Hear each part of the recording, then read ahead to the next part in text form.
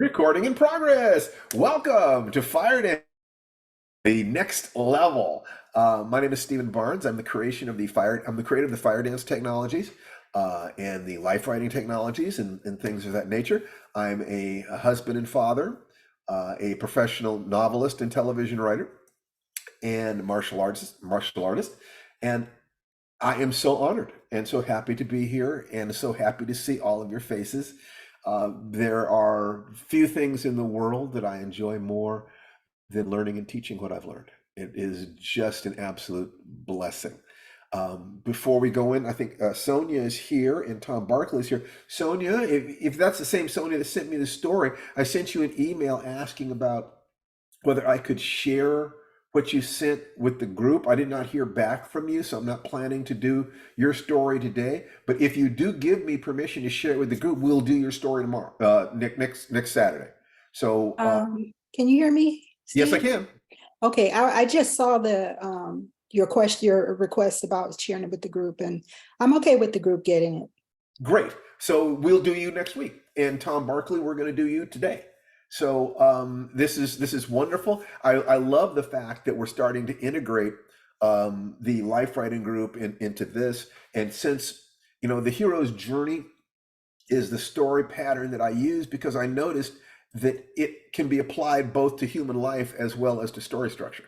And it is, to my knowledge, it is the only story structure that does that.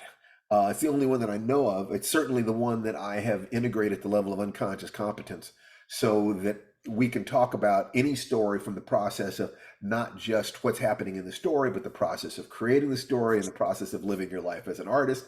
And then we can put all of that, the specific story stuff aside, and we can look at just the question of how do we live our lives so that we are continuously moving to the next level. I had the joy of working with a young writer earlier today. I mean, she's 10 years old. She's brilliant, brilliant little girl. I mean, it's like, wow.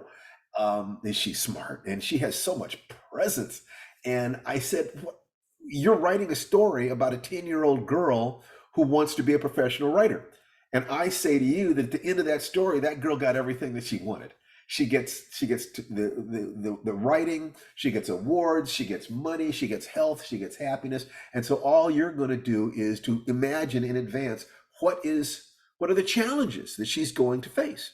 And by looking at the hero's journey, you can actually figure out what challenges you're going to face before you ever get there. You already know that it's going to take tons of work, that you're going to deal with fear, the rejection of the challenge. You already know that you're going to have to make a decision and make a declaration to the world, the acceptance of the challenge. You know that there is a gap between where you are and where you want to be. And that's going to be the road of trials. You're going to have to just, chop wood, carry water, get up every day, do it, do it, do it, do it, do it. You're going to need allies, networking, mentors. You're going to need new abilities, emotional abilities, intellectual abilities to create a safe space for you to create your writing, to be able to support yourself while you're learning. You're going to fall on your face, and some of those falls are going to feel devastating. You're going to feel like you got your guts kicked out. That is just the way it is. You need to grasp that before you set off on the journey. In any journey that is transformative in nature, your ego dies. Any journey. So if you know that ahead of time, you make your peace with it. Like a warrior going off to war, you make your peace with the fact you're going to die. You're never coming home. But what's important and what is more important than you are will survive. In this particular case, because we're not literally talking about physical death, we're talking about your ego death, who you think you are, especially your limitations, even the positive ego that you build around your fears, that has to die too. Because it's like I tell my son, who you really are. You've got a lot of ego around yourself, which you use to protect yourself from your insecurities. But your father is here to tell you that who you really are is 10 times as magnificent as anything you ever dreamed of. Who you really are is not just adequate to the task, it is more than the task. You have no idea how wonderful you really are when you drop all the nonsense. And if you follow that, then she'll get to the point where she can turn around and take another little 10-year-old girl, she will look back from having won her awards and published her books and built her home. And a little 10-year-old girl will come to her one day and she'll say, ma'am, could you please teach me? I'd like to be a writer. And there should be a part inside you that will say, there you are. I've been looking for you. And you will give that little girl all the wisdom you have gained. And the idea that we can turn around and help younger versions of ourselves should be one of the things that inspires you to get up every day, day after day, and say, what can I learn today? What can I be today? What can I do today?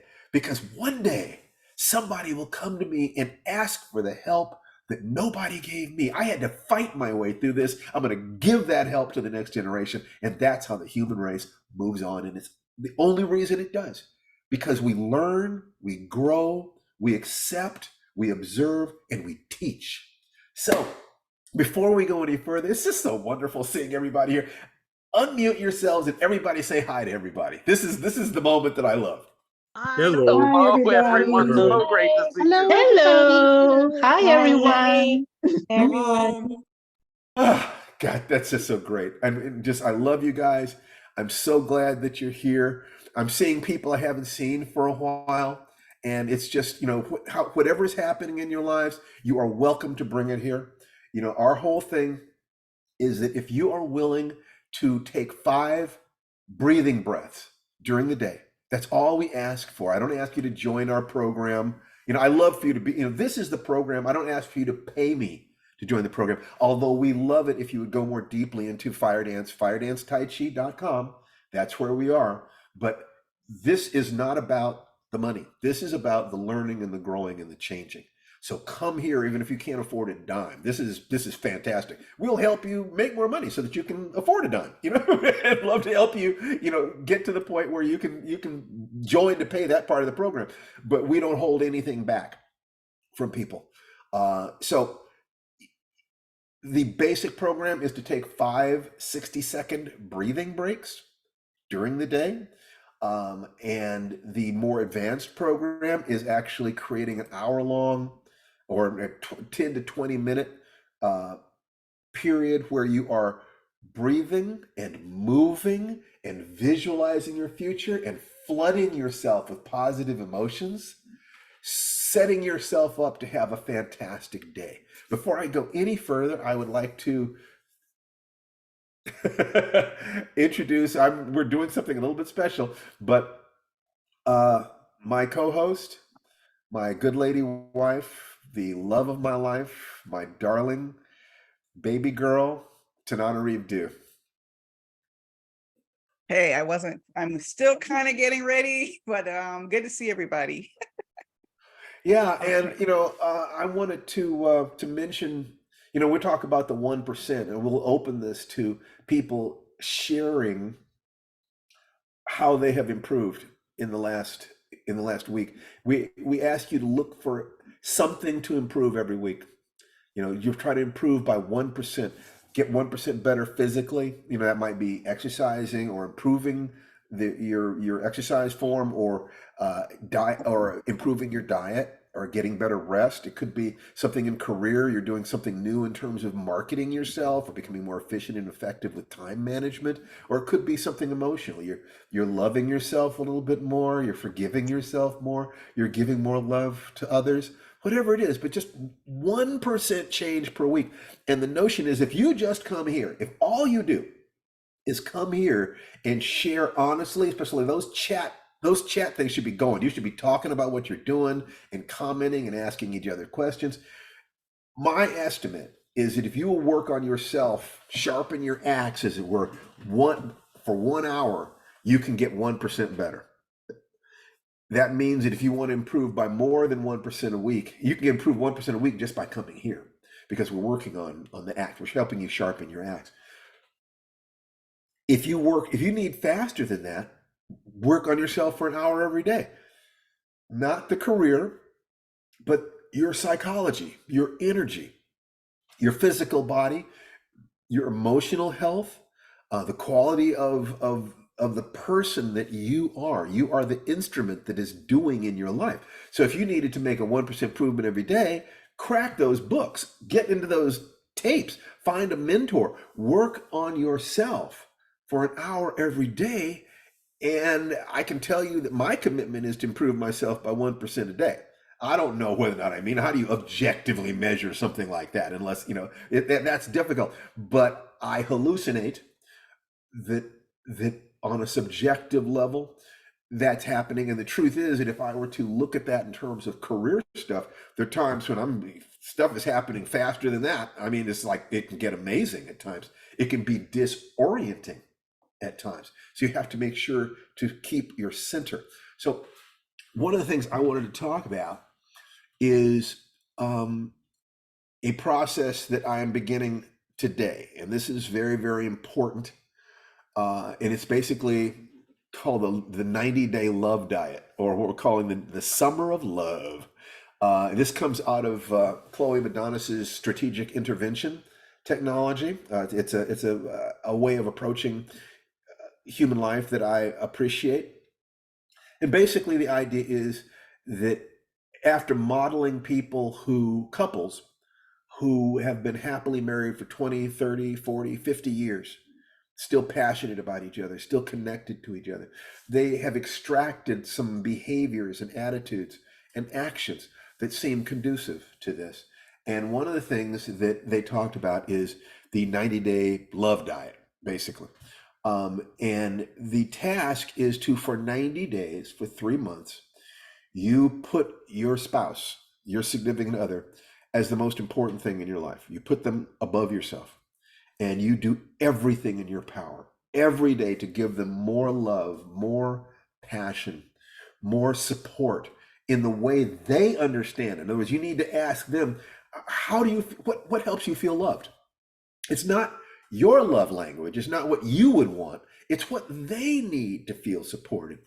And I'm going to be honest, I grew up without the role model of a healthy family. My mother and father were divorced by the time I was about 7. My mom never got remarried. So I had no idea what a healthy marriage was. And I made it up as I went along. And I'll be honest with you, I blew my first marriage. I did not understand. I thought that there were no rules. Just, we could just kind of make this up. I mean, hey, we're adults, we're aware.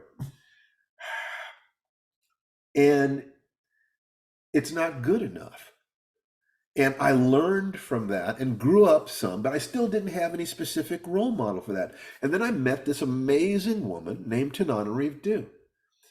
And luckily, I'd done enough work on myself that she took pity on me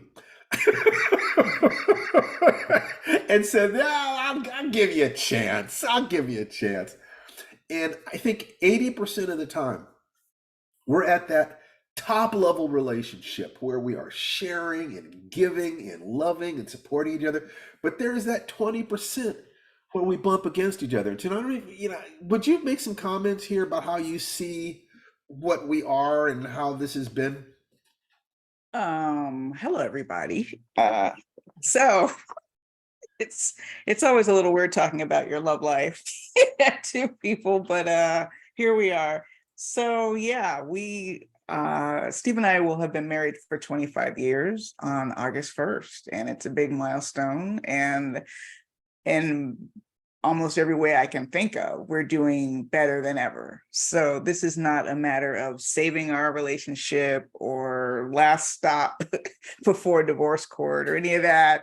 It's really, I guess, sort of selfishly, we want it all. We want, we don't want it to be great 80% of the time. We want it to be great as close to 100% of the time as we can get it.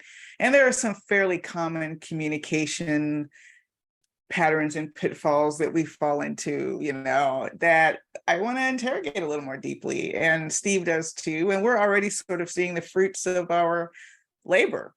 in terms of communication. Even just something very simple this morning. Yeah, well, why don't you tell them about that? Because I messed up, and I'd love I don't know to if I share would my call it blooper. messing up, but there's a show. I don't know if you've seen the show on Amazon or heard about it, called I'm a Virgo. And the star of the show is a very talented young Black actor named Jarrell Jerome, who is also in our Ava DuVernay's When They See Us.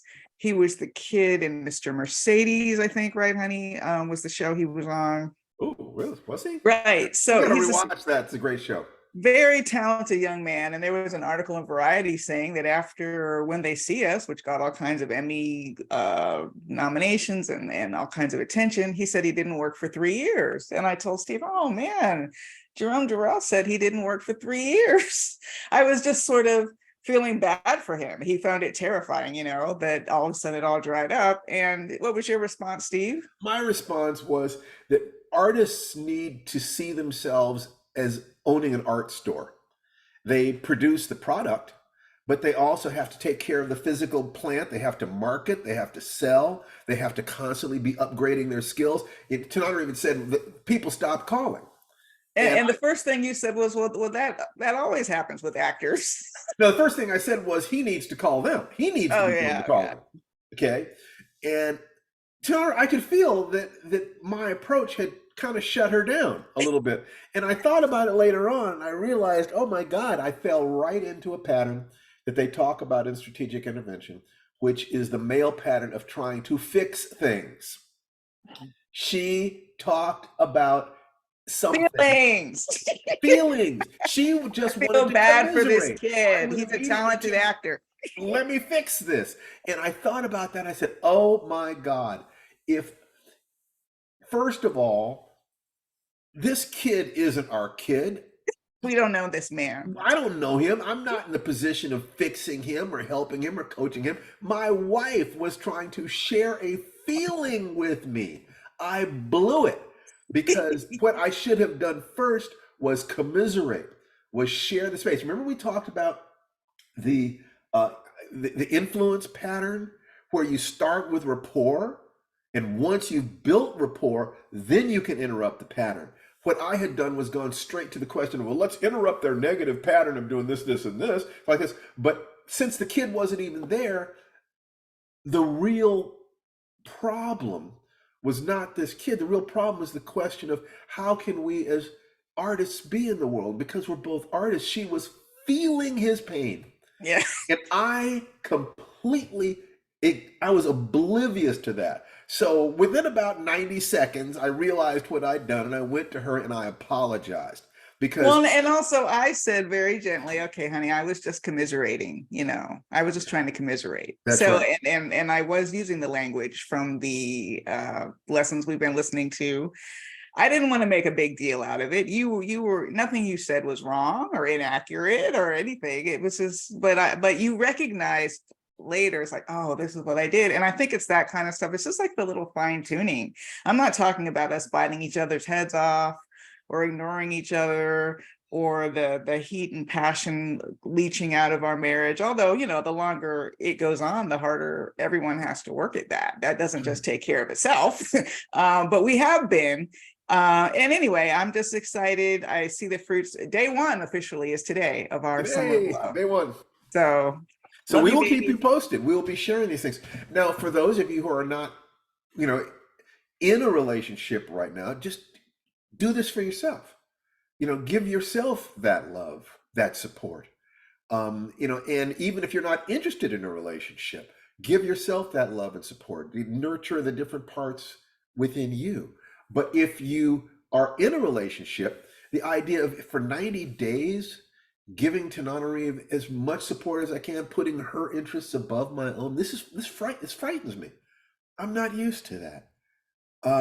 Just being honest with that. I'm used to putting my kids first. And I realized that's if I didn't have a model for what a healthy relationship is, let me take 90 days to experiment with this model. Let's see what happens. Worst case scenario is that I learn things about myself. You know, if I'm worried about rejection, what am I scared of? Am I scared of rejection? Am I scared that she might take advantage of me? Am I scared that she won't return that love? No matter what happens, then that thing, I don't have to be afraid of any of those things if I'm handling my own heart, if I'm protecting my own heart. If I know my heart is safe, then I can give myself away because I'm safe. So, in other words, it was fear. It is fear that stopped me from being able to love with everything I have. That in order to do this every day, I have to find the place inside myself that is free to love and to love without asking what comes back in return.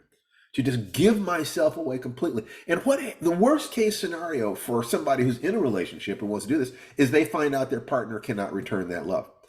And so in 90 days, you find out that relationship ain't gonna work because you gave everything and that person didn't return. Okay, you now have an idea about what you need to do next, don't you? In 90 days. But most people, it's very, very hard not to like somebody who loves you without asking anything in return. It's really tough not to do that. We're not set up that way psychologically. So in other words, if there's any hope in your relationship, you can heal it like this, is what I'm thinking is reality. And worst case scenario then, but then what's the best case scenario? The best case scenario is not just giving this wonderful woman of mine, you know, my girl, my sweetheart, the love that she needs to heal herself and to do the best she can in life, but I'm also learning how to love without any withholding. That means a more direct, honest, and passionate connection to my own love, my own heart, than I have ever known. Because fear is what stopped me from doing that in my first marriage. Ignorance is what stopped me from doing that in my first marriage. Now I gain clarity and I learn how to manage my fear better, even regardless of what else happens. And that sense of love has already, in one day, what has happened? I had the best lucid dream last night I have ever had, I have had in years, and Tananarive was there with me in the dream. I've been working with that for months, and I had a breakthrough right there. I realized today that I need to take certain aspects of my own fitness more seriously. The exercising I will do, but the diet I'm capable of. You know, I'm a carb fiend. I'm just be honest. I love my carbs. I love ice cream. You know, I love sweets, and I want to take better care of myself, not just for myself, but for her, because I promised her that I was going to take the best care of myself that I could. Uh, that love, that clarity, in the same way that the three gates, when you apply them to any aspect of your life, three gates being, you know, asking yourself, is it true? Is it kind? Is it useful? Once you start asking yourself those three questions, they begin to change everything in your life. They begin to change. And the only reason not to be honest and kind and looking at everything and asking, is this useful, is fear. You know, in the situation where a mugger is coming at you, that might not be the time to be kind. You know, you might not want to be honest about the fact that you've got $100 bill in your sock. You know, you give him your wallet that's got $5 in it, and you don't tell him the rest of it. Under fear, we lie. Given fear, we can be cruel instead of kind. Given fear, we might stop asking, well, is what I'm doing right now useful? No, but it's fun. And you can actually waste years of your life doing things that are just dumping stress, rather than asking, is this helping me build the life that I want? Is this filling me with joy? Is this filling me with purpose? Am I increasing my ability to serve the world, to heal myself? I'm asking myself the question, if I'd had a perfect supportive family and been born into a world that supported me perfectly and saw my beauty and my power and supported that, who might I have been? And I refuse to let the world beat me. This is the world I was born into.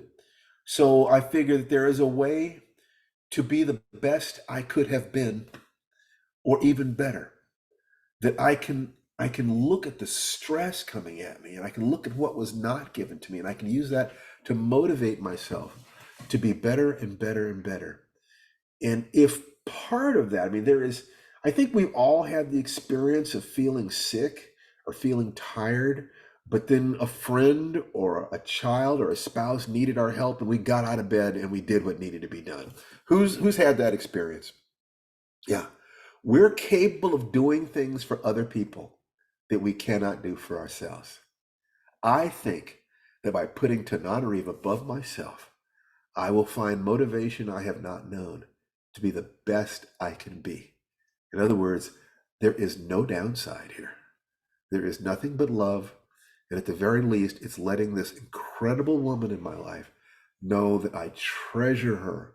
And I am so grateful that she's in my life. And it is such a blessing that we saw each other. And within 72 hours of meeting, we were basically engaged. Within 72 hours of meeting, we were holding hands in the airport in Atlanta, talking about how we could build an empire together. And we were committed to each other. And she's the only woman I have loved since that time. Amazing. Anyway, so Better be. Absolutely, absolutely. I mean, Jesus, why eat celery when there's steak on the table? You know what I'm talking about? Anyway, so before I go on, comments, questions, requests, stories about how I've talked about my 1%. I think you can tell this is more than one, but 1% is all I'm asking for. If you will aim at improving yourself just 1% a week, if you will breathe 5 times a day for 60 seconds to break that stress, come and talk to us, interact with us. I am telling you that you will increase by more than 1% per week. Prove me wrong. Paul Jackson, PhD. Good seeing you, Steve. I'll call you out. Thanks for calling me out last week. And so I actually met up with Deborah. I'm a computer bear, and we had a conversation online, and it's going to turn into like a podcast. And what we talked about is her experience in the metaverse. And she worked for Microsoft back in the day when they first had MS-DOS. And actually, she said her son worked for Unity, which is an engine that creates a lot of the applications that you run on your phone and stuff.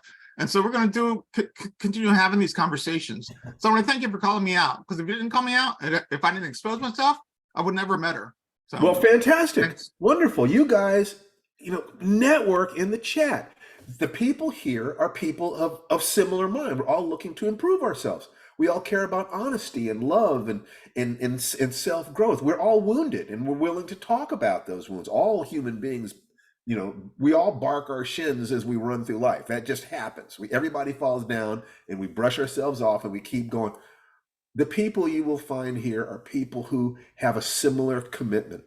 You guys create this Saturday workshop. I can't do this alone. You bring your honesty, you bring your heart, you bring your experiences, and help each other, support each other. That's what I want, is to build a community of people who are committed in this way. So you come here and expose yourself. You roll over and expose your little tummies, and we will scritch those tummies. We will not hurt you. This is a place where people are safe to tell the truth about who they are and to be the loving beings that they can be, and no one is going to mock you here. Okay. DeBorgia. Hey Hey, family.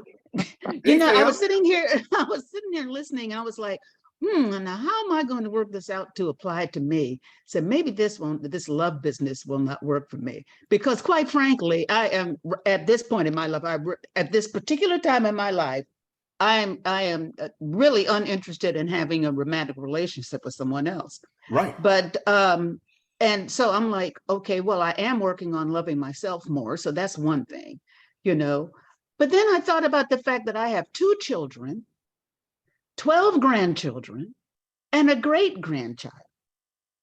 This is my legacy, my lineage. And maybe what I can do is I can apply this to loving them more. Yes. To apply all of this to loving them more, to be willing to listen before I immediately try to jump in and solve. It's just like what you said about Tananarive. What is it they're really trying to say to me? Before I jump in there and say, well, I think you ought to this and I think you ought to that. Why don't I listen to what they're really trying to say to me or ask May I them? So assume, thank you. Thank did you. you have to be both mom and dad? Yeah. Yeah. No, no, no. I'm gonna take that back. Hmm? I had to parent my children alone. Yes. It's impossible for me to dad. That's my feeling. It's Okay, impossible but for me to dad, but I did fulfill that kind of role. And I had my father. My father did a great deal of that for them too. that's fantastic. Mhm. It's trying to understand that dance of the masculine and feminine energies that we all Yeah. have. All of us have both energies within us. Hmm. Um, and in a lot of relationships, it's divided up between, the husband and the wife, or, in gay relationships, I would imagine that sometimes it's divided and sometimes both people have a balance of both. Um, but to understand those energies and the dance between them, the differences between them, the similarities allow communication, the differences create the passion. So people who are a little bit dysfunctional will look for people who are very different, because that way they feel a lot of passion, but there isn't enough communication for them to actually have a relationship. But you can literally go from relationship to relationship and it's like absolutely turns you on, but there's no there. Okay. So if Tananarive and I feel like 80% of the time we're there, but those 20% when we're out of sync are so painful because we love each other so much. And it's just like, damn. Especially when I realize that what causes my problem, if I've had problems with something that she does, that's because I'm not handling my stuff.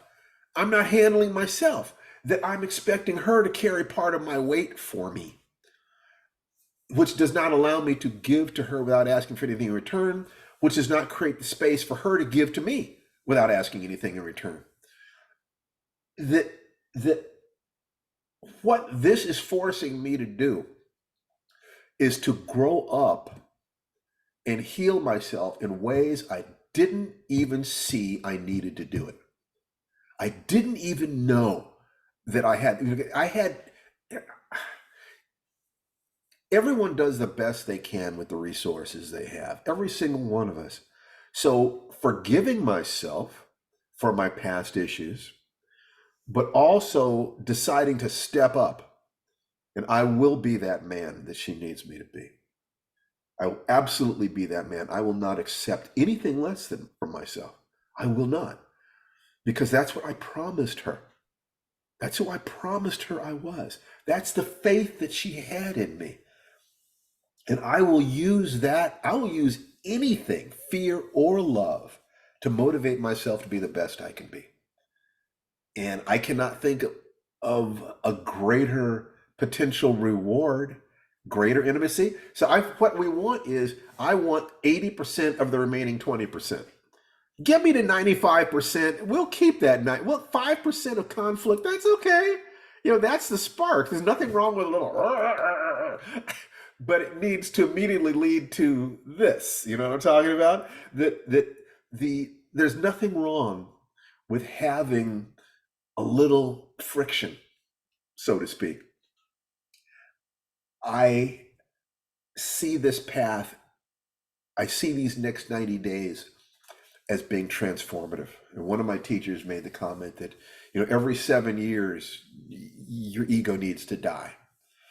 I'm really good at creating an ego shell. I suspect I might need to do it every 7 months. I don't know. But what I'm asking the universe to do, in essence, is to kill me, to kill my ego.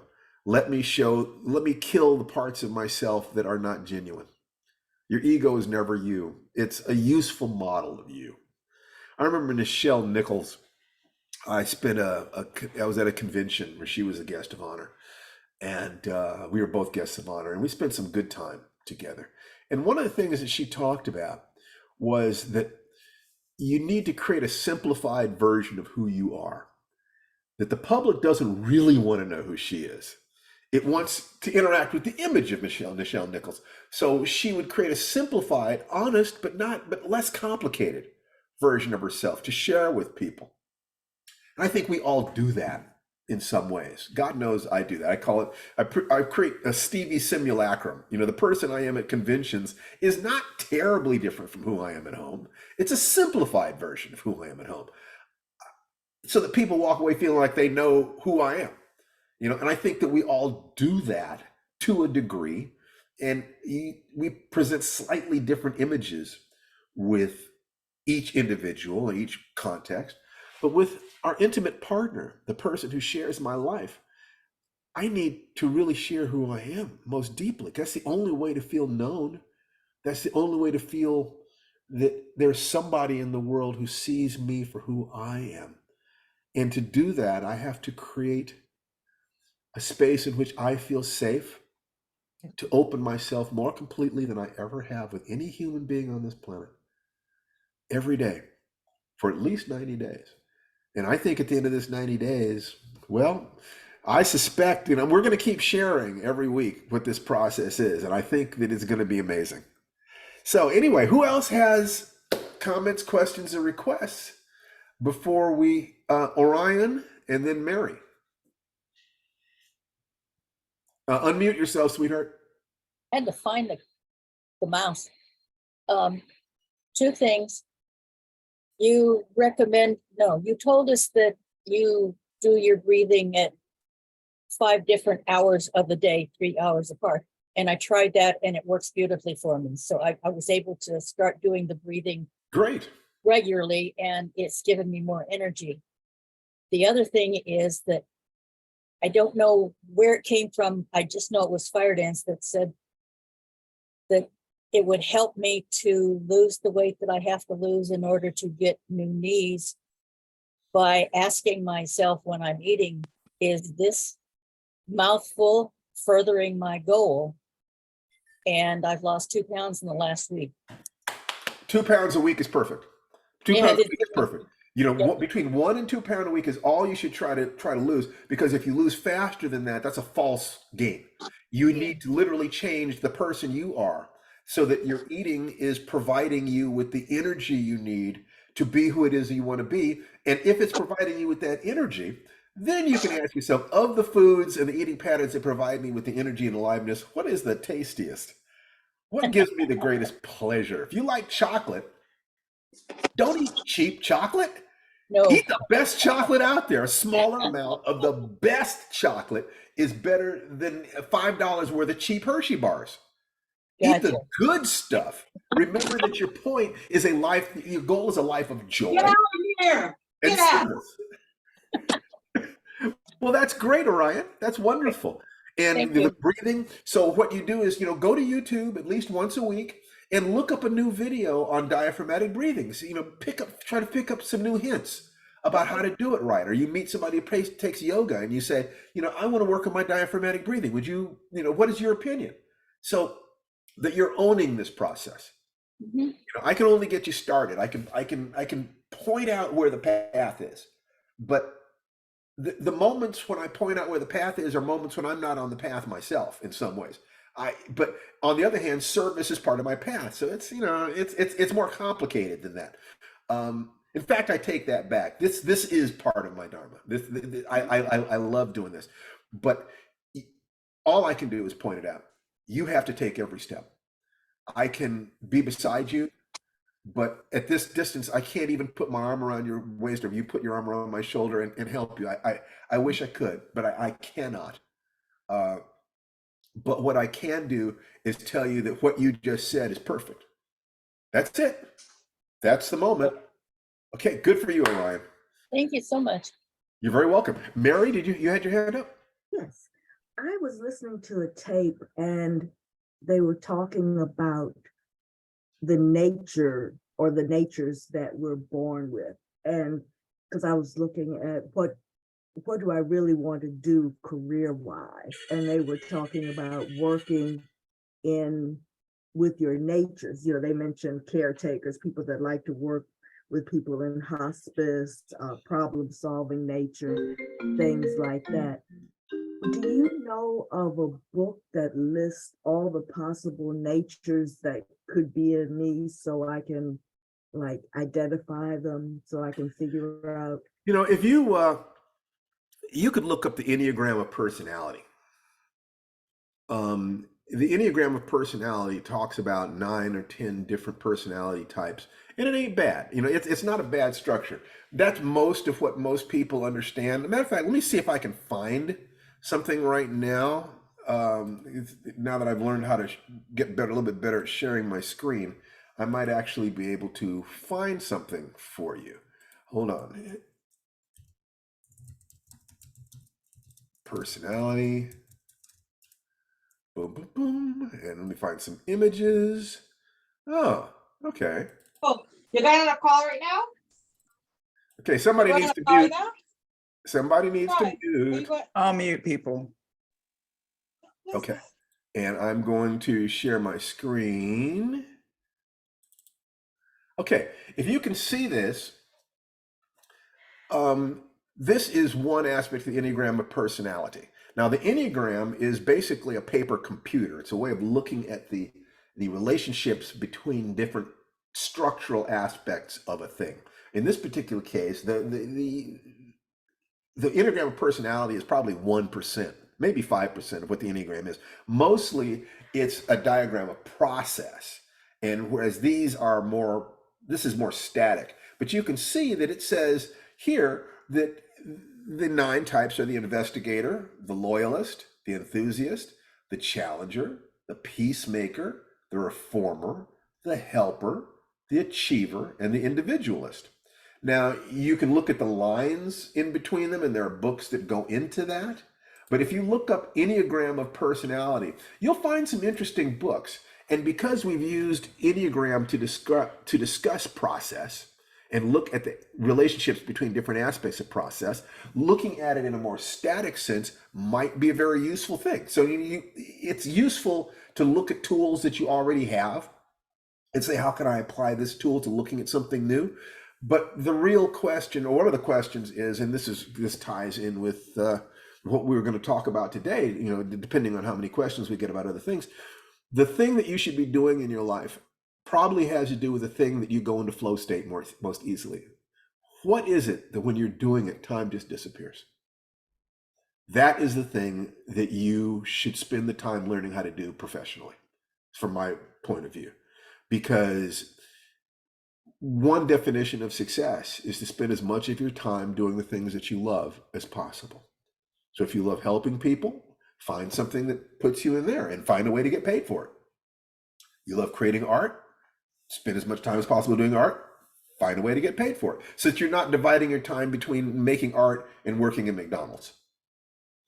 If you do that, there is nothing wrong with honest work and then having a hobby or having a passion, you know, that you do on the weekends or in the evening. There's nothing wrong with that. But I think that if you can combine those things so that the thing you love is also the thing that sustains you, then that's a little bit like a farmer who loves sowing and working the field and feels even the work is something sacred, you know, that they're feeding their family, feeding their community.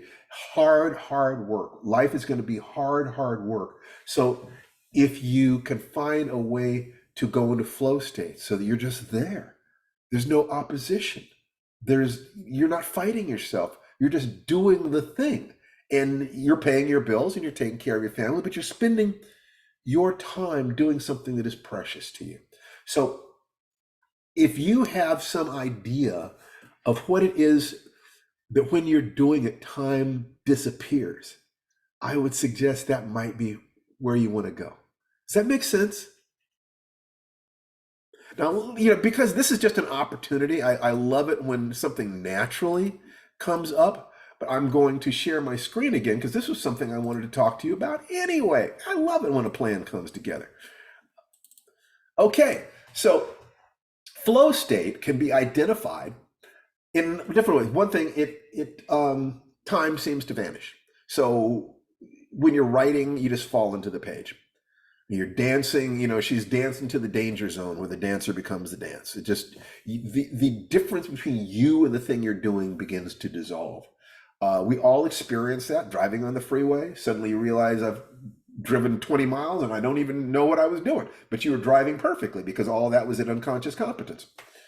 In sexuality, the last few moments before you reach an orgasm, the subject object relationship, the barrier between you and the beloved begins to disappear. It's just like, wow, we're just there. There's just this thing happening, this energy.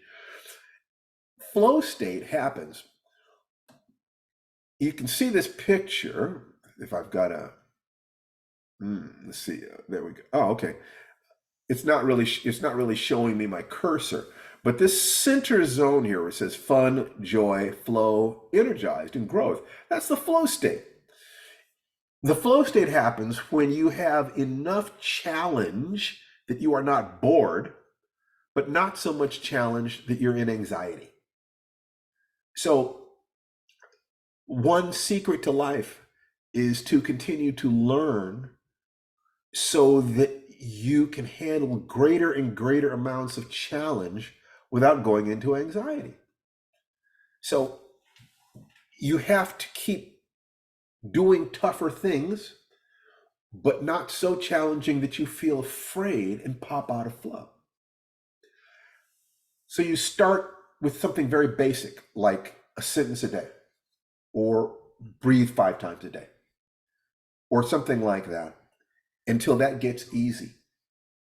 And then you immediately find a little bit more challenge. When it gets easy, it gets boring, and you drop out of flow and you start saying, let me do something else.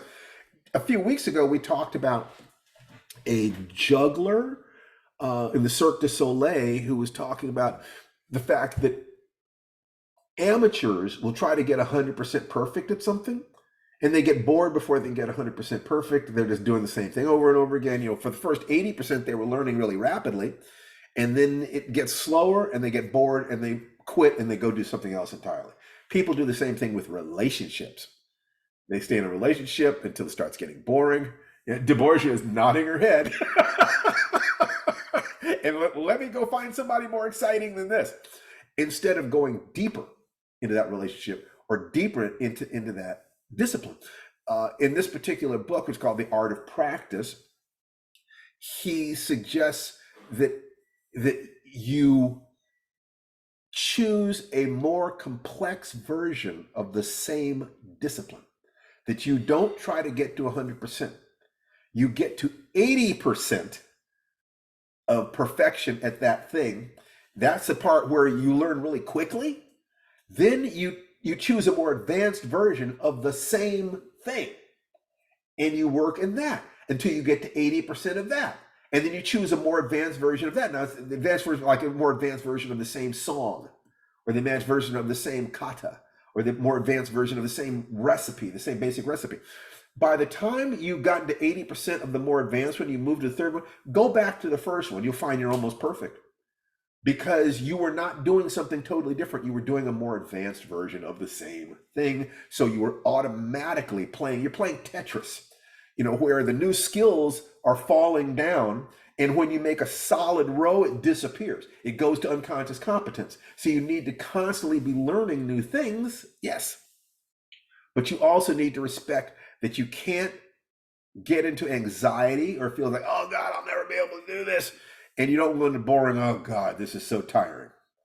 You have to keep challenging yourself enough to stay engaged and have fun with it. And one of the things that is fun is learning. You stay in the flow state. What is the thing? What is the approach that allows you to be there? And it's like, the friend that you have where you can talk to them and the entire day goes by is probably some challenging conversations. You're talking about life. You're talking about things that really matter. They're offering you perspectives you hadn't thought about before. It's a chewy conversation. It's keeping you engaged. You can feel your brain buzzing a little bit, but it's not so challenging that you feel stupid. Okay, you feel like, oh, I don't get this. So if that makes sense, then let's go back to that question. Comments, questions, requests. 1%. Yeah, one thing with large amounts of weight loss, take care of your spirit. Absolutely. If you're trying to lose as much weight as would have made another human being, that ain't a physical thing. That's emotional. And as you start losing that weight, you will have emotions that start coming up. And if you're not ready, if you're not processing, this is a great time to have a therapist, to be meditating, to be journaling, to have a trusted friend, a coach, someone you can talk to. This, life is real in that sense. The Hawaiian Huna have the comment that the body is like a black bag where you store your unprocessed emotions. If that is true, what does that say about what we need to do to be healthy in that particular sense? If all of us are doing the best we can with the resources we have, we can forgive ourselves and say, I've been doing the best I can. Let me get some new resources. No guilt, no blame, no shame, just a commitment to staying in the flow zone, accepting some challenge, forgiving yourself, no guilt, no fear, or just enough fear that it's fun. Just enough fear that it's fun. And you will find some people if you keep doing that, if you get to the 80% point, and then you switch to a more advanced version and you get to 80% point, you're staying in the rapid growth zone. You're staying in the rapid growth zone. Instead of getting 80%, you get to the first 80% in the first 3 months, and then it takes you 2 years to get another 5%. Okay. Instead of that, switch to something else, stay in the rapid growth zone. You'll start finding yourself among the best in the world. That is the path of mastery. At least that's the theory. And I think that matches what I've seen in the martial arts. You start out in the white belt until you understand that, and then you're ready to try sparring with a green belt. And then when you're winning 80% of the time, you spar with a brown belt. When you're winning 80% of the time, you spar with the black belts. You keep challenging yourself just enough so that every class is exciting and there's a little mystery. And I don't know if I'm gonna get a black eye today, but I better pay attention. I better be careful. And you find yourself in a situation where if you spar with a black belt class your first time, you just would have gotten the crap knocked out of you. But by staying in the rapid growth zone, you keep learning and learning and learning. And what people have understood about these kinds of disciplines forever is that once you learn that in any discipline, you learn it everywhere. Learn to master anything and you learn to master anything else. You learn the process of mastery. That's what we're talking about here. What is the process of mastery? The definition of mastery being when you have the mastery is a verb, not a noun. It's a vector, not a position. And when you have the basics of your discipline and unconscious competence and have committed to your discipline for a lifetime, you're on the path of mastery as much as anyone else who's ever walked that path, even if they are horizons distant from you. Somebody like Danny Inosanto is so far ahead of me, I will never be there, nor do I deserve to be there because he has put more of himself into that. I celebrate that. It's like, look at what is possible when people totally invest themselves. That is wonderful. I've split between being a writer and being a family man and being a martial artist and trying to deal with my particular sets of challenges. But when I see Danny, by some wonderful miracle, he would recognize me if I was walking on the other side of the street. He'd say, "Hi, Steve." He recognizes that we're on the same path. He does not put me down because I am not a fingernail fragment of what he is. He's at least 2 orders of magnitude better than I am. I don't even see where he is on the path, but he has been kind enough to slow himself down to describe the territory to me. I then get to decide, do I want to invest that much of myself? I can invest more of myself. I'll never invest that much, but I can invest more of myself, but I'm having a perfectly wonderful time here. And I'm hoping that he's having a wonderful time to where he is. And I'm hoping that each and every one of you has a wonderful time. I am further on the path than any of you in certain ways, and you are further along the path than I am in certain ways, and we can teach each other. So any more comments, questions, and requests? As you can tell, once again, I can spin off on any of these things as far as possible. The next thing I want to do, if we don't have any more, and I'd like to get at least one more, especially from someone who hasn't spoken to the group before, or today, and then we'll take a look into Tom Barkley's story. But who has another comment, question, or request? Something that you a problem that you'd like to workshop, or an observation or anything like that, please. Somebody raise your hand, please. Or I'm going to be nasty and say I'm not going further until somebody raises their hand. You got to ask me one more thing. Come on, somebody's shy. Yes, Jaime. Okay, so we were talking a little bit at the beginning. I own a small perennial nursery, and springtime is our busy season, and it's eaten up my Saturdays for 2 months now, all of May and all of June, and I've kind of really missed being here. We missed you. But I'll tell you what, being able to listen to these recordings has gotten me through the past 2 months of not only the most challenging time of year for me, but in 2 ways, I have achieved the goal of doubling my income in 2023. And I'm there, which is fascinating how this works.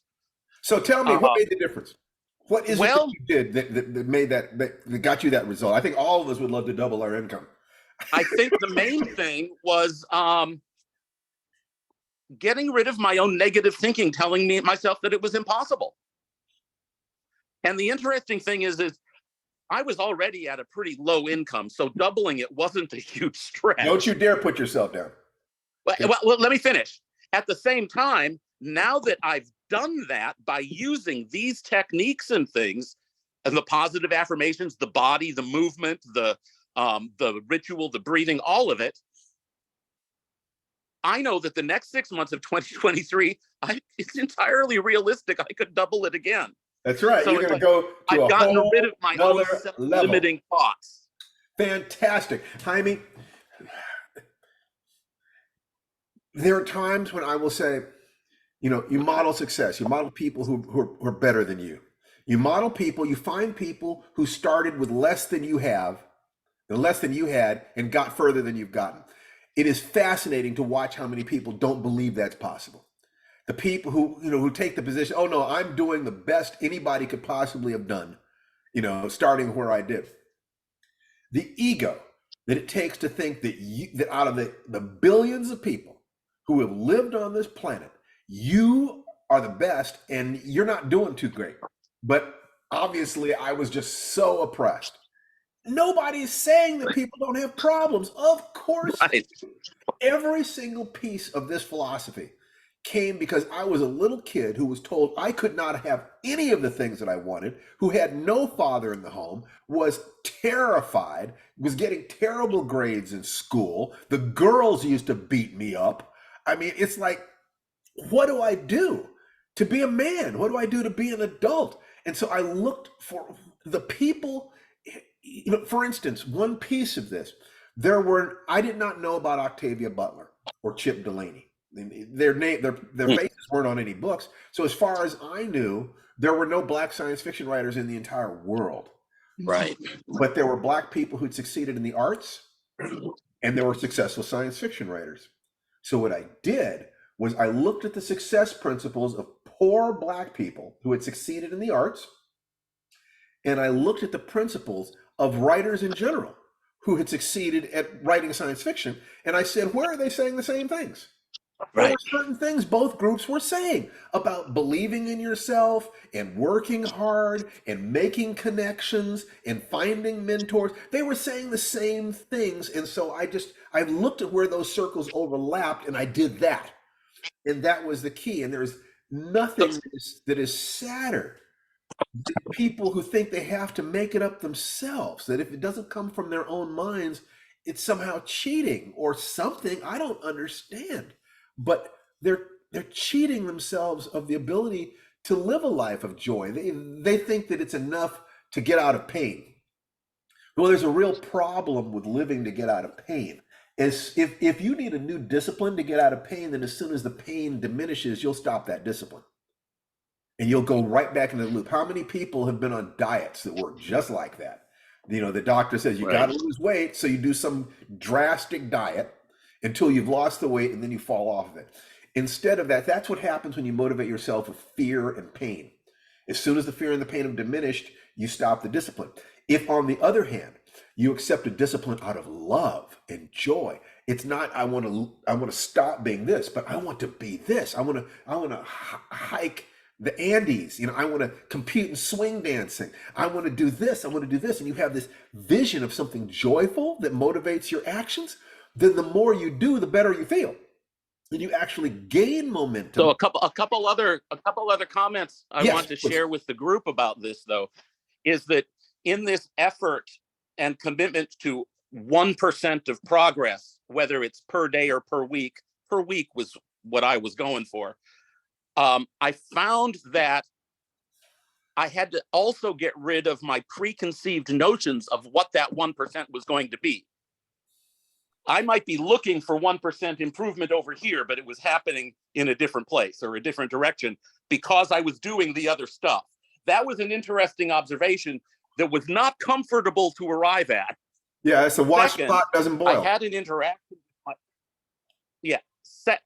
The second thing was that I had an interaction with my partner last Sunday that was very unpleasant and uncomfortable, where I was not being treated well, and I lost all grip on, is it true, is it kind, is it useful?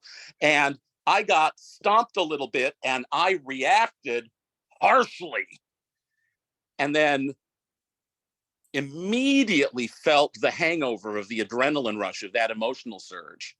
But it took me 2 days to calm down, get centered, balanced again, to realize where I made a mistake, apologize, and reconnect. He owned his part in that. And all of a sudden, everything was well again. And in the aftermath of looking back at that moment of conflict, I realized that I didn't make a mistake by reacting that way. That was exactly the response he needed to wake up to realize what he was doing, and that we're both still on this same journey together, even though we had a moment of, and it's like, oh, I did not know that being in that kind of long-term committed partnership relationship meant that it would bring all of my issues into my face, and I could do my work, but I can't do his work for him. And that You can create a he's space. fine, even if he never changes. If he continues to do that, I can still love him. You know, see, that's beautiful. Jaime, it's absolutely beautiful. In fact, that's a perfect share, because we talk about the dog and the cat. You know, the dog comes when it's called, you know, but the cat will wait until you're busy doing something else and then curls up on your lap. So we have to focus our conscious attention on the things that we can control. But if it's in balance, and one of the ways you know that it's in balance, you know that it's the right path, is when synchronicity starts happening. When things that were unanticipated start happening. But it's like, oh, I didn't realize this good thing was going to happen, or that good thing was going to happen. That's one of the ways you know you're on the right path. So Jaime, really proud of you, buddy. And keep sharing what you're doing. Money is a perfectly good way to measure your increase in efficiency and the way the community sees you, and your willingness to protect yourself. You know, the adult part of you has to protect your money, but it's the kid part of you that's that has the creativity to make the money in the first place. You know, so well, the next step for me is sometime in the next 6 months, giving you one of my stories to workshop here. So fantastic. That's my next sort of road mark for progress. I would love it. You know, this is that's fun for me. That's really fun for me. You know, I can't help. I'm so excited to hear to do this with Tom's story. You bet. So we'll do that in just a second. Thanks. And I just because I'm feeling mischievous. Hi, Kathy. You know, how are you doing, hon? Hi. Just kind of you amuse me in a positive way. Just wondering how have you been? I've been better, but I've been worse. I'd like to say that I did use your mantra with my son about I've done the best I can in all circumstances with the resources I had at the time, because he had a friend who was pressuring him and trying to manipulate him, and he was feeling bad. He was feeling bad because he couldn't help, even though he probably shouldn't be helping, because of the circumstances that were involved. And I use that to kind of remind him, you've always done the best you can with the resources you have. And right now, with the resources you have, you can do no more. for That's this right. And his friend is at that also doing time. the best he can. Correct. Yeah. But he also, I don't want to go off rail because you talk all the time about it. There's a lot of issues there, and there is manipulation and usage there. So Yeah. while people do the best they can, they don't always have to do harm while doing the best they can. And this individual is doing harm while doing the best they can. So that, and it's coming to my son, who's very sensitive and wants to help and can't. Of course he does. Of course he does. So I've been using a lot of stuff here. I'll re-echo everyone's feeling that we are as excited and happy to be here as you are. And we really appreciate this space so much. You have no idea. There's a lot of people shaking their heads right now and clapping, Steve. This ain't made up, man. There's a whole lot of truth tellers in this room. Can I get an amen? Can we get an amen?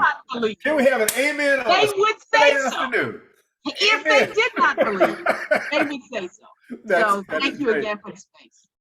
Okay, so let's go to Tom. Tom, would you unmute yourself? I just put in the chat the link to Tom's story. So if you did not have a chance to read it before, you can read it afterwards.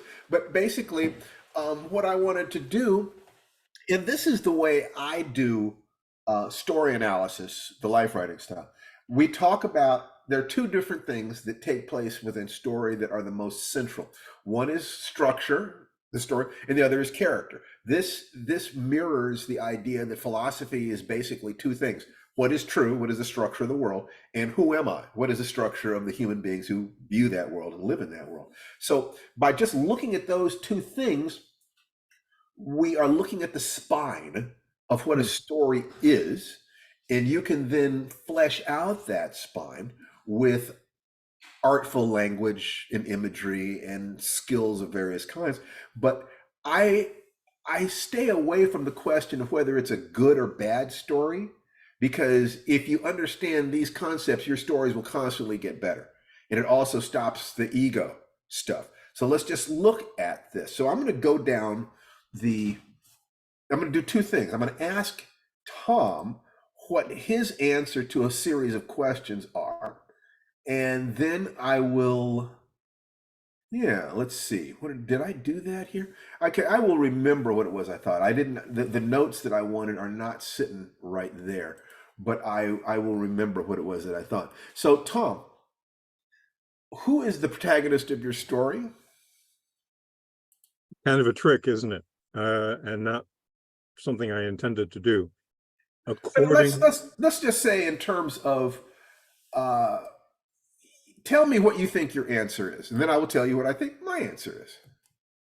It's from Vance's point of view, but the person who actually goes through the hero's journey is the nameless man. Now he gives his name at the end. He gives his name at the end, and I've gone on it. And you could also, Tananari, would you put me and Tom side by side? I don't know how to do that. Quince, sorry. Yeah, I'll do that. Give me a second. Okay. So, but let's start with the notion, let's work backwards from the end of the story. Because at the end of the story, Vance has created a family. And it reminded me of the outlaw Josie Wales. That Josie Wales was shown as a totally damaged human being who was a total loner, who over the course of the movie gathers a family around himself, regardless of whether he wants to or not. And at the end of the movie, he finally has a future. He has people who love him and care about him and would protect him and watch his back, but also love him, and a sense of purpose. That the context of that movie is to take a man who has a life, strip everything away from him so that it becomes nothing but vengeance, and then opens his heart again so that he can forgive himself for what he became. We all died a little bit in that damn war. That line goes at the end of Outlaw Josie Wales. So Vance starts the story alone, driving alone, and he is looking for Jennifer? Jennifer. Yeah, he's looking for Jennifer. Now, in the process of driving through the desert and looking for Jennifer, he meets this nameless man, Quince, who is with a broken down coach. Not a bus, but a coach. I love that stuff, by the way. One of the things that's really important in storytelling is specific information. The idea that the writer is giving you an entree to a world you've never been in. Okay, that allows you to trust the writer, and it's like you're absorbing information. That writer is God in the universe of their story because they know things you don't know. So if we were to wonder why he's alone and why he's driving in this way, if we were to take the position that he needs something and that he needs to take responsibility for others, then we could follow that story in some interesting ways. So his journey then is to accept the responsibility to be the guardian and to be the father and to be with humanity again. He starts alone and he ends with a family, temporarily at least. So we don't know why he has rejected the challenge, and that's kind of, it's not even necessarily that he has. Now, wait, when you say he has rejected the challenge, are you talking about Vance or about? Yes. We don't know why he's in the position of needing this arc. And once again, because it's a short story, I am hallucinating a lot of this. A short story is a tiny little, there's a few degrees of arc rather than a complete novel. Right. Where we might have gone more deeply and understand everything about his life. And I could be completely wrong about this. This is just one way of looking at it so that I could read this and I thought to myself, oh, this is a story. There's no question this is a story. I had no doubts about it at all from the very beginning. And you grabbed my attention fast enough that I said, oh, okay, he needs something. What does he need? He needs to find his dog. But in that sense, in the larger sense, he needs to make a connection. So those are the first two things. To that degree, faced with a challenge, rejecting the challenge, accepting the challenge. Is there anything you want to say about those first three steps and what I said about it? I wanted to keep it uncertain.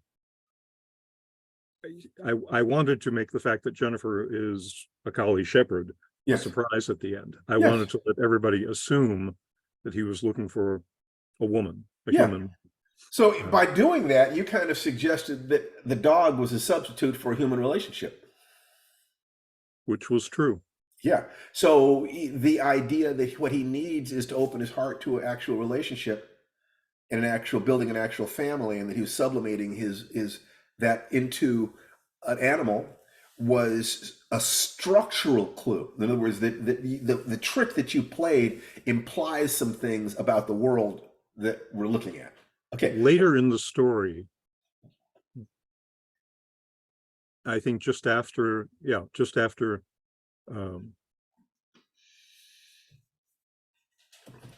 Quince has and Vance have found where Jennifer is, Quince says, I thought you were looking for a woman. I thought she was a woman and that you had a woman. And Vance says, not yet. Got it. I will. Got it. He's in between relationships with humans. So he is forced out of his pocket of safety because he loves Jennifer and Jennifer ran away. So he accepts the challenge. The road of trials is just the stuff that he does. He meets Quince. He does this. He deals with getting a gun stuck in his ear. He uses skills to get the coach going. Once again, that's good writing. It's good thinking about the process of writing.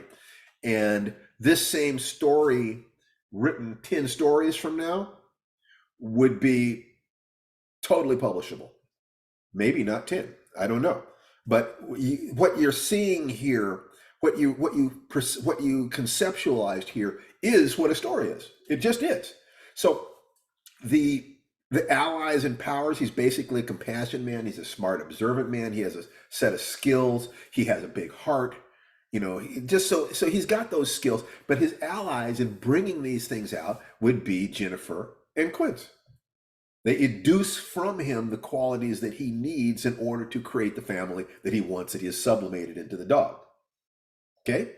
So the question of what is the moment at which he confronts evil and is defeated, that's always it's never, I'm never dogmatic about that.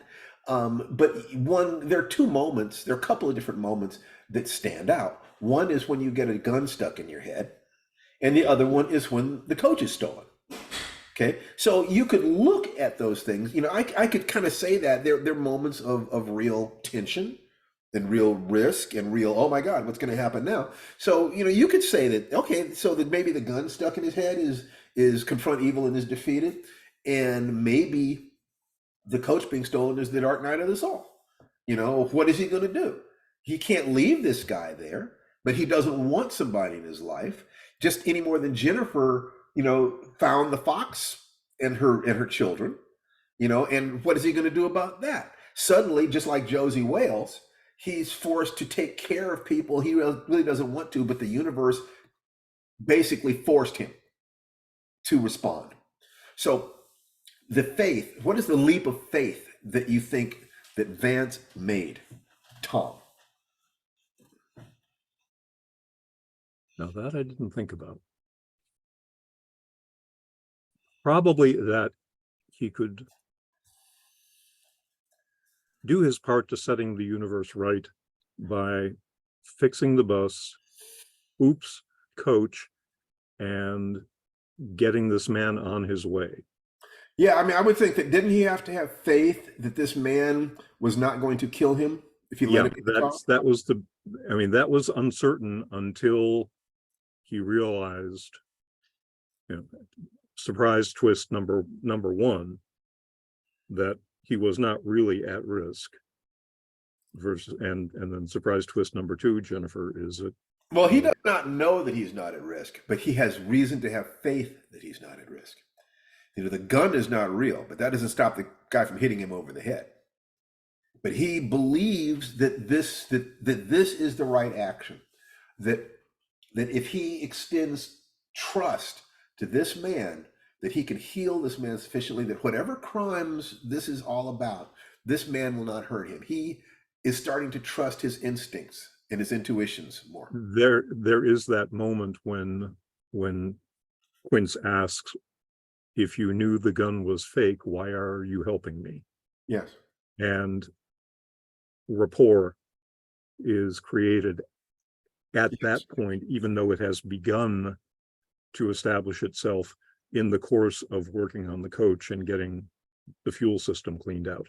But at that point, when Quince asks why, that's the moment when Vance really puts his hands on Quince's shoulders, figuratively at least, and says, I know you, I've been in your position, you're worth helping.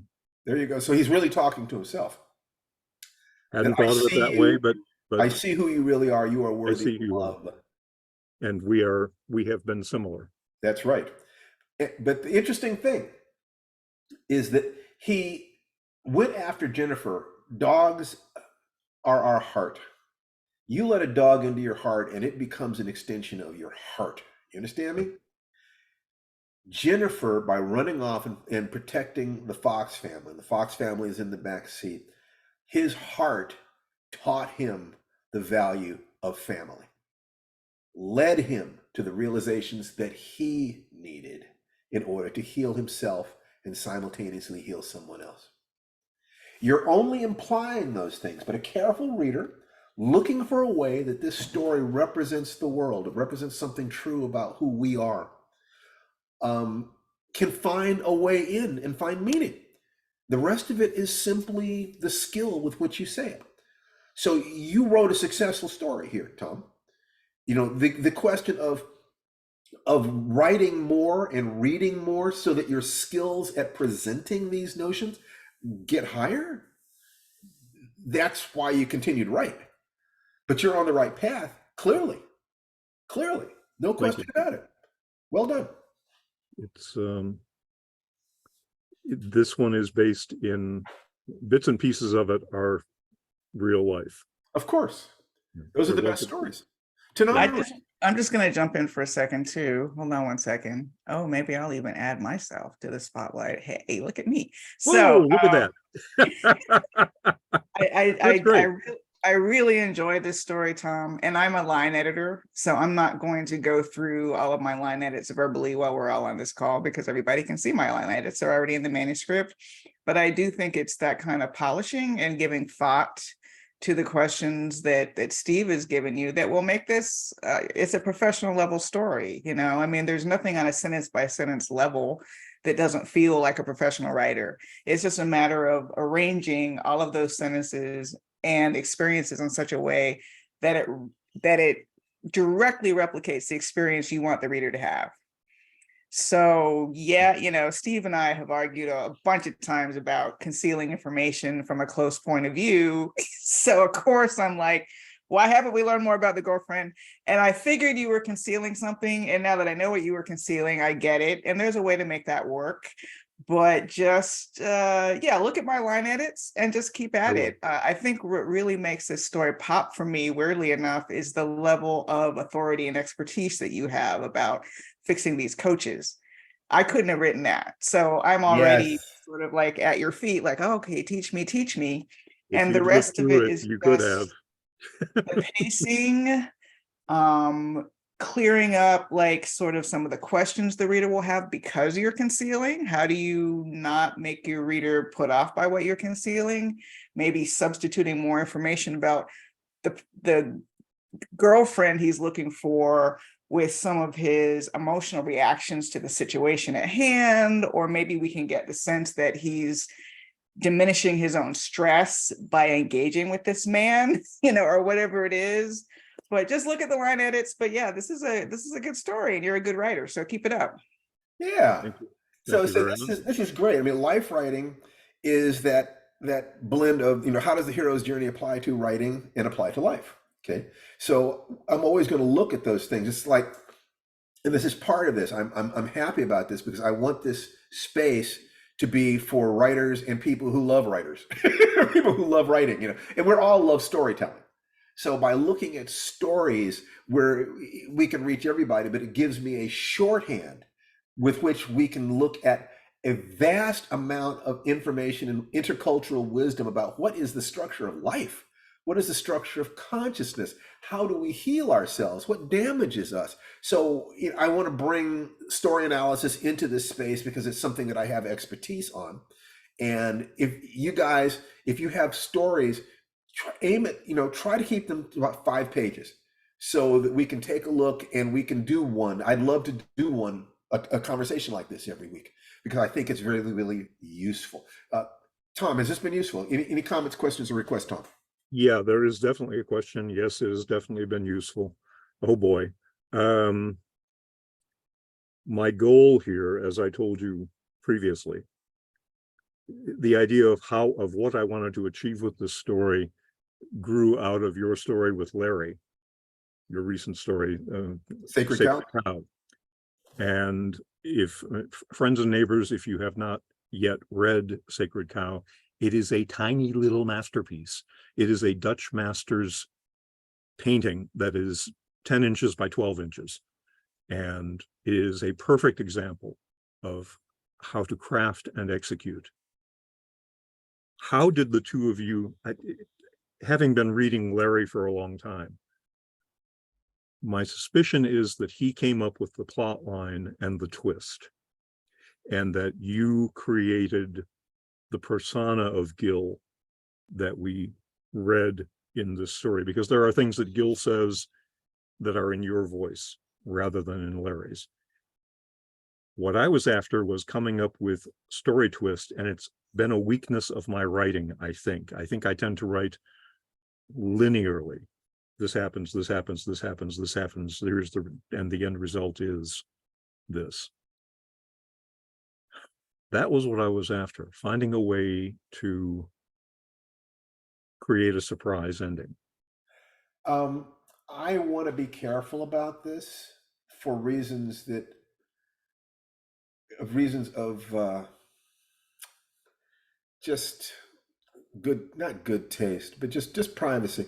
My relationship with Larry is intimate enough that some aspects of it are not things that I discuss publicly. Okay. However, what I will say is that the dance that created this story started with Larry and ended with both of us. And that there was a major twist in that story that was mine. But that twist was created asking myself the question, how would Larry do this? When I write with Larry, I'm constantly trying to model the way he thinks, because Larry is a grandmaster of writing. I flatter myself that I'm a master. I think that is reasonable given the amount of time and effort and the things that I've put in there. Larry is above me and always will be. And I love working with him because I'm constantly asking myself, how can I make him smile? How can I live up to the enormous gift that he gave me of a chance to enter into this world of the intellect and the heart in this specific way? So you're not wrong about what you think happened with that story, but I can't be too specific about it. I hope you can understand that. I didn't mean to be intrusive, sorry. No, you're not. You were not being intrusive at all, Tom. I asked you. You have, if there's anything that I would ask from you, it's that you not feel like you have to apologize for yourself. I like you, Tom. I think you're a smart man with a good heart.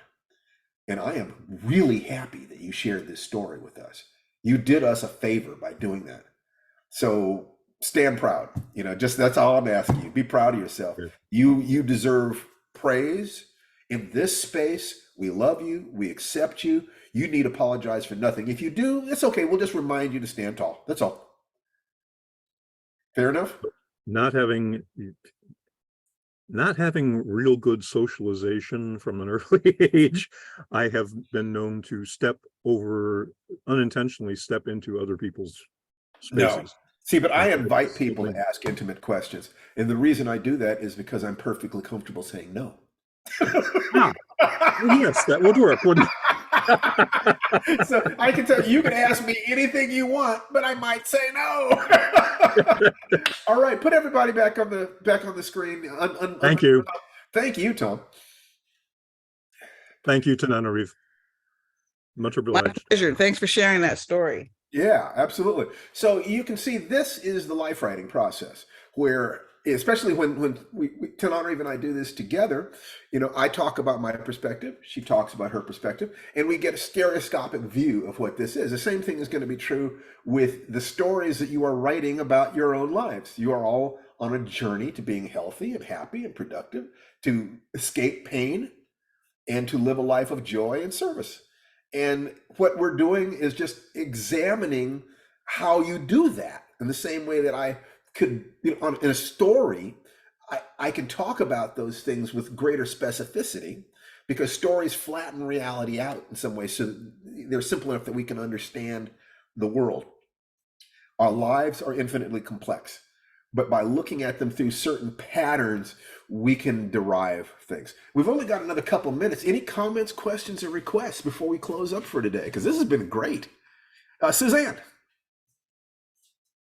I wanted to share something interesting with everyone. I shared it in a response to something you posted on your wall, but my life coach and I talk about a lot of things, and she's a very different person than you are. She has a wife and she lives in Minneapolis, and she's not a West Coast girl at all. I've got a wife too.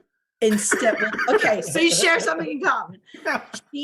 She We and I both talked like about women. we talked about something last summer that I have in an email and I periodically reread, which is instead of saying you made good or bad decisions, saying you made fear-driven or love-driven decisions. Oh.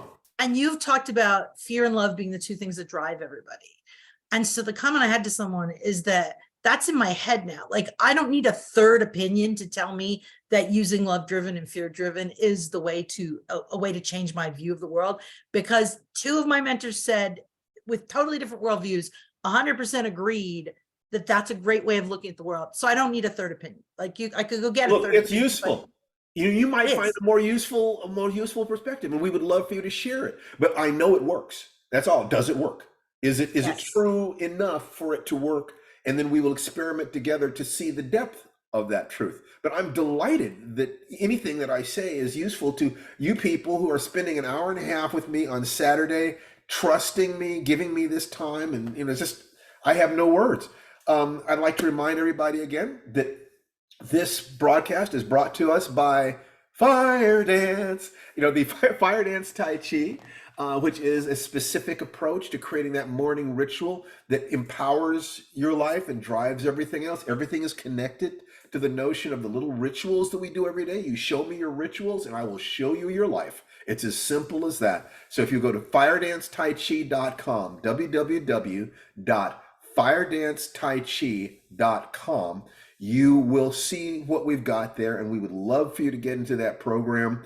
But you are welcome here regardless. Just come, bring your honesty, bring your energy, bring your hearts, bring your minds. And that's a beautiful thing.